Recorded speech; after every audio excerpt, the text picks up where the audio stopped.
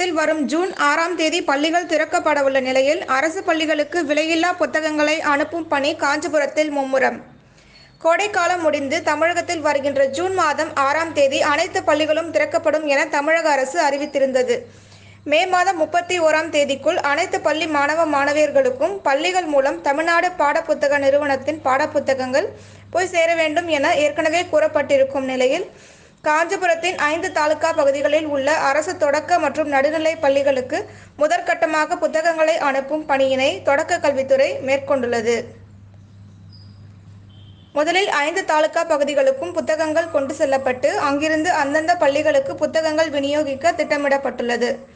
சென்ற ஆண்டு போல் இல்லாமல் இந்த முறை பள்ளிகள் திறக்கப்பட்ட ஓரிரு நாட்களிலேயே மாணவ மாணவிகளுக்கு அனைத்து புத்தகங்களையும் வழங்கினால்தான் அவர்கள் மன உளைச்சல் இல்லாமல் பாடங்களை நன்கு படிப்பார்கள் என்பதை தமிழ்நாடு பாடப்புத்தக நூல் கழகம் உணர்ந்து செயல்பட வேண்டும் என மாணவ மாணவிகள் கேட்டுக்கொண்டனர்.